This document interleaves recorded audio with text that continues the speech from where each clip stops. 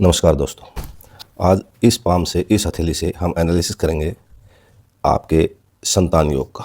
संतान को लेके बहुत लोगों के क्वेश्चन रहते हैं, बहुत लोगों को संतान को लेके प्रॉब्लम्स चलती हैं।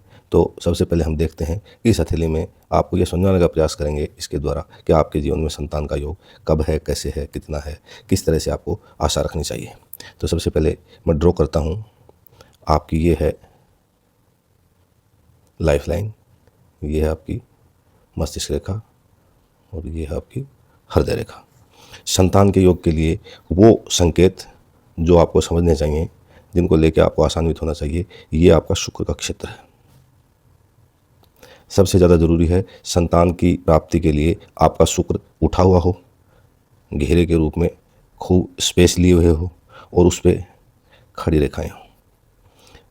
शुक्र के क्षेत्र में अंगूठे के प्रथम पोर के पास, ये देखिए अंगूठे का प्रथम पोर आपका,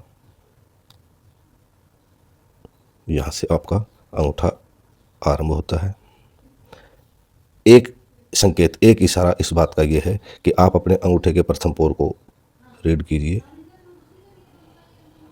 कुछ लोगों के यहाँ यव के निशान बनके और एक चैन नुमा आकृति, एक जंजीर नुमा आकृति बनती है, जो संतान के योग का एक कन्फर्म संकेत माना जा सकता है।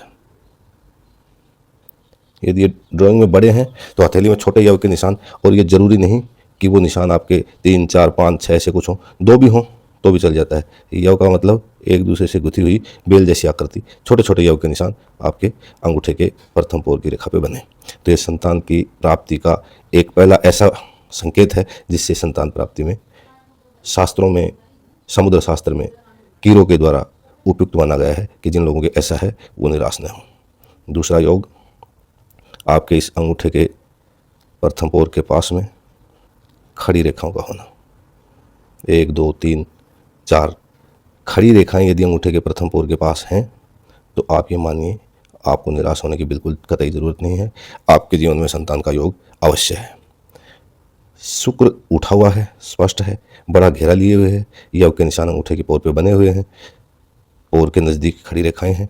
और अब आप अपने बुध पे यदि ध्यान देंगे, ये आपके बुध का क्षेत्र, बुध के क्षेत्र पे यहाँ आपने पिछले वीडियो में देखा होगा, हथेली के करतल के सिरे पे आपकी विवाह की रेखाएं होती हैं। इन विवाह की रेखाओं के पास में बुध के ऊपर खड़ी रेखाओं का होना संतान के योग का दूसरा डेफिनेट संकेत है। इस योग को यदि आप देखोगे तो आप इस तरह से कर सकते हो, आपकी हथेली को थोड़ा सा करवट की तरफ घुमा के देखो। बारीक रेखाएं जो हो सकता है आपको आँखों से दिखाई देने में उस धुंधली लगें, उसको मैग्नीफाई ग्लास से भी देखना पड़ जाता है। खड़ी रेखाएं यदि किनारे पे, सिरे पे हैं तो ये आपके संतान के योग को दर्शाती हैं। इन रेखाओं में भी ऐसा माना जाता है कि खड़ी रेखाएं जिस आकृति की हैं, मानिए कोई स्पष्ट रेखा बड़ी है, कोई एक छोटी या धुंधली रेखा है, कोई बड़ी रेखा है, इस तरह से तो हमारे समुद्र शास्त्र में माना गया है कि बड़ी रेखा पुत्र प्राप्ति का योग है और छोटी रेखा जो धुंधली है, जो छोटी है, जो पतली है, वह पुत्री की जन्म की, पुत्री की प्राप्ति की योग है, उसका इशारा करती है। तीसरा, आपके बुध पर्वत पर खड़ी रेखाएं हैं, अंगूठे के शुक्र के पास, मैंने बताया प्रथम पोर के पास रेखाएं इस तरह से निर्मित हैं, अंगूठे के पास यव के निशान बने हुए हैं और आपकी भाग्य रेखा, ये आपकी भाग्य रेखा है।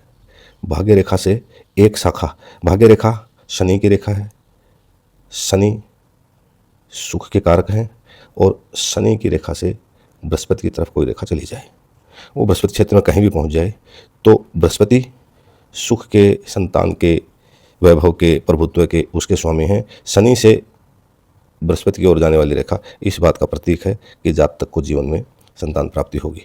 कुछ ऐसे चिन्ह माने जाते हैं जिनको यदि हम अपनी हथेली में देखें और वो दिखाई दें तो हमें संतान उत्पत्ति में बाधक माना जाता है। जैसे आपकी ये है मणिबंध रेखा, मैं इसको बड़ा करता हूँ, ये आपकी मणिबंध रेखा है। अच्छा, संतान प्राप्ति के योग के लिए आपको पुरुष का दायां और महिला का बायां हाथ देखना चाहिए। ये मणिबंध रेखाएं हथेली के अंत में, जहाँ से हमारे हाथ की कलाई का आरंभ होता है, वहाँ यदि किसी व्यक्ति के, पुरुष या महिला, इस तरह से उठी हुई रेखाएं, फिर बनाता हूँ, मणिबंध पे आपकी रेखा यदि यूँ उठ के चलती है इस तरह से,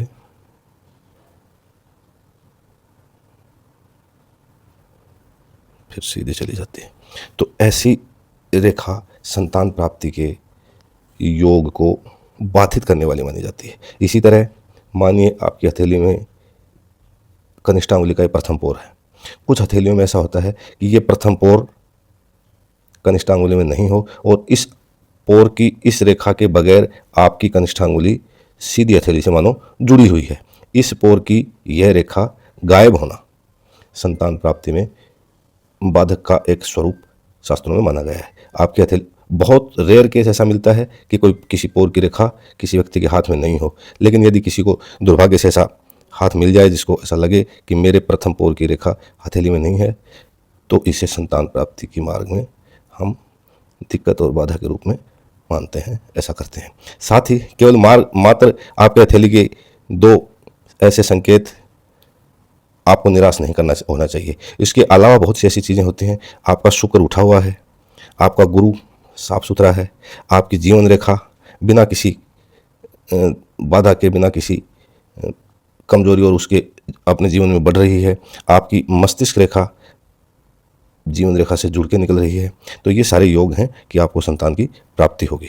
आपकी अंगुली, कनिष्ठांगुली, आपकी कनिष्ठांगुली यदि बहुत टेढ़ी मेढ़ी है और उसका आकार गठीला है, छोटा है, तो फिर इस बाधक, इस रेखा को बल मिल जाता है। यह रेखा यदि नहीं थी, उस बात को बल मिल जाता है। अदरवाइज आपकी अंगुली हथेली से सीधा जॉइंट है बिना रेखा के और अंगुली सीधी है, तो वो जॉइंट नहीं होने का जो दोष था उसको हम हल्के में ले सकते हैं। इन सब बातों को अलावा आपका चंद्र क्षेत्र फैला हुआ है और समुन्नत है, तो आप ये मान के चलिए कि आप एक दिन संतान की प्राप्ति कर पाएंगे। बहुत छोटे से इस वीडियो में मोटी मोटी कुछ सरल बातें मैंने आपको बताई, आशा है आप उनको समझ गए होंगे। शेष किसी अगले वीडियो में। नमस्कार।